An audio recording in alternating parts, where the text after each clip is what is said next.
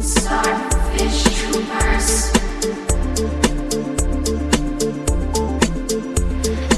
Starfish troopers. Let me tell you, if you are not a conspiracy theorist by now, it's because you are not intelligent. Even if we could secure enough of those materials, which we definitely can't, we're also faced with massive manufacturing challenges in the UK. Because building batteries on a large scale is not only energy intensive, using fossil fuels, it also requires complex equipment that has to be shipped all around the world before reaching us, kicking out loads of CO2 that we're apparently trying to stop. It would be like trying to build all our cars from scratch in a single factory with every single part having to be imported. The inefficiencies are enormous. And here's a fun fact for you, because even if Tesla's Gigafactory ramped up production to 500 times, it would still take 500 years to manufacture enough power for the US for one day. Right?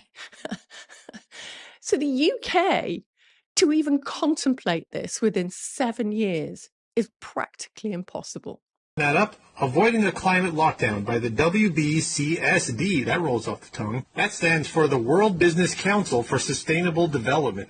3M, Apple, Bloomberg, BMW, Chevron, BP, Dow, DuPont, Google, IBM, IKEA, Kellogg's, Nestle, Procter & Gamble, it just keeps going. This was published way back in October 2020, so it's not even a new thing. They say in the near future, the world may need to resort to lockdowns again, this time to tackle a climate emergency. Wait, how could the climate create an emergency that we need a lockdown to solve? Who cares? They say under a climate lockdown, governments would limit private vehicle use, ban the consumption of red meat, and impose extreme energy-saving measures. Fossil fuel companies would have to stop drilling. To avoid such a scenario, we have to overhaul economics and do capitalism differently. The Heartland Institute first started to address global warming back in 1993. And back in 1993, we identified that as the mother of all environmental scare tactics. The environmentalists, the left actually, not environmentalists, groups on the left, understood that if you can control energy, you can control human beings. And that's what it was all about. This was a search for a scientific justification for a political agenda that was set well back in the 1960s and the 1970s. Of course, it goes back to the 1930s, and it goes back probably to the dawn of human civilization. But the whole idea is control energy. And if, in fact, the combustion of fossil fuels is having a dangerous impact on climate, you have a recipe for controlling all use of fossil fuels. That's 80–90% of all the energy. If you can control that and shut it down, you can shut down the engines of the world. And that is no less than what the environmental movement wants to do and has been trying to do now, going on 30 years on the global warming debate. There is a link to AI because it'll be algorithms that will, for most of the majority, control their spending in the future. And of course, the algorithm will be centrally, sort of programmed in certain directions. The micromanaging decision will then be automated. And that's even more dystopian and will be hugely, frustrating is probably the most benevolent way to put it. Because you're trying to do something that's genuinely good for everyone, but because of some quirks in the algorithm, you're not allowed to do it. You have no right to appeal. The algorithm, because it's so many masses, you can't practically have an appeal process. You just won't be able to use your money for certain things, and then there's nothing you can do. And do we want to live in such a society where a small group of central planners have this extraordinary power over everyone's lives? I mean, there's no freedom. That, by definition, ends freedom. And then you don't even need to speculate what further horrible thing could happen after this or as a result of this. It's already enough, I think, to realize we must stop this. And that should be high priority. And I think we should go out and organize demonstrations in front of the central banks. Dictators like Stalin and other dictators, they could have only dreamt of the enormous power that central bank digital currencies give to central planners. I mean, we are talking about dystopian digital prisons that will be created through central bank digital currencies, because the programmability, and this has been mentioned in the studies by central banks, include, of course, geography. And there's this proposal for climate change, for whatever reasons, that people should stay within their 15-minute walking small local area and be restricted. Which, I mean, just the thought I find quite nightmarish, being locked into your local area. And there will be digital controls, when you walk with all your RFID chips in your cards and your CBDC anyway. Of course, it will be immediately recognized if you're out of the area. And you will be punished. It's a digital prison. I'm going to ask you right now, please repost this video, because I want the taxpayers to realize where their money's going. So the whole thing that happened with USAID and how the American taxpayers found out where their money was actually being used, something mental like 30 million on transgender things in Africa, all this kind of stuff was being done, okay, with their money, and they weren't aware of it. Well, it turns out this Twitter profile has come up saying we searched for 300,000 plus contracts on the UK government public database. So it's all there to see. But obviously, the normal working class person wouldn't check this. But you can see everything, and they're posting it daily. The UK taxpayer will spend that much, 1.5 billion over 7 years for greener futures. Let's take a look at what else we've been spending on. Let's have a look. 110,000 contract for a conference on prevention of gender-based disinformation in Kenya. It was awarded to one supplier. What? Let's have a look at more.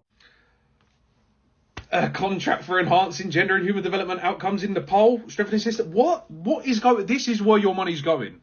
And the pensioners couldn't get winter fuel payments. But there you go. Let's see what else. Contract for asylum interview booths and all required technology to allow virtual interviews, awarded to one supplier in July 2024. There's more. There's so much.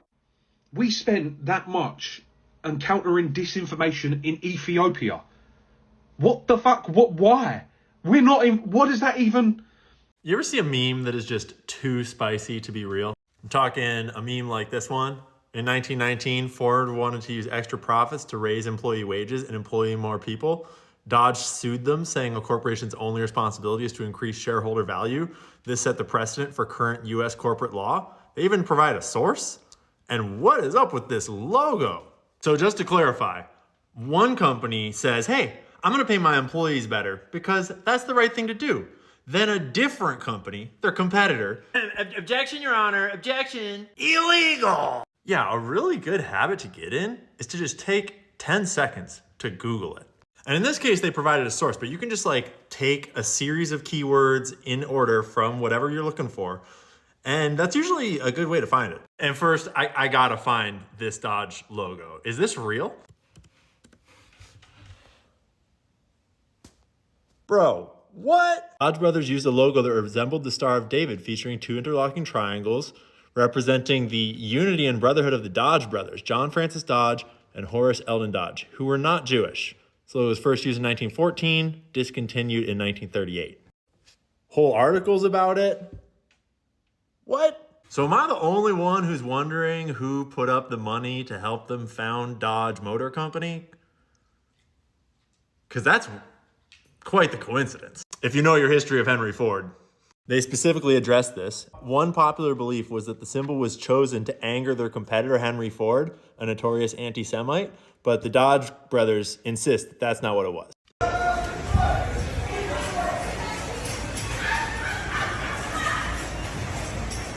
entitlement of these white people parking in these handicapped spots. Ukrainians have been fighting and dying not just to protect their sovereignty, their territorial integrity. They're also fighting to protect the rules-based order that keeps us all safe around the world and has for close to 80 years now. This period of peace, stability, prosperity for the world happens because we had rules around borders, around not invading your neighbors, that Russia chose deliberately to violate a number of years ago. That is why Canada and our allies are unequivocal on standing up against Vladimir Putin's illegal, immoral, unjust violations of the international order, and why I'm looking forward to sitting down with my European partners in a couple of hours to talk about how we will continue to stand unequivocally in defense of Ukraine, but also in defense of the rules that keep us all safe.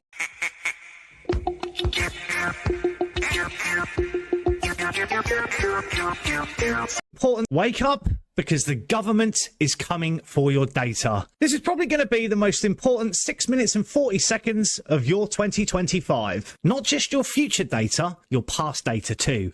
Everything you've bought, every website you've visited, every location you've been to, every financial transaction you've made, they want it. And they are changing the law so they can legally take it, use it, and share it without your permission. Now, I know what you're thinking. Who's this guy? What's he talking about? That sounds illegal. They can't just take my data. Ding, ding. It was illegal, so they are now changing the law to make it legal. And you can see it right here. It's called the Parliamentary Bills Data Use and Access Bill. It was last updated on the 13th of February 2025 at 16:41. So far, it has gone through the entirety of the House of Lords. It is now in the committee stage in the House of Commons, and I'll bet you have not heard a single thing about this in mainstream media. Today is very reminiscent of what happened in March 2020 and also February 22.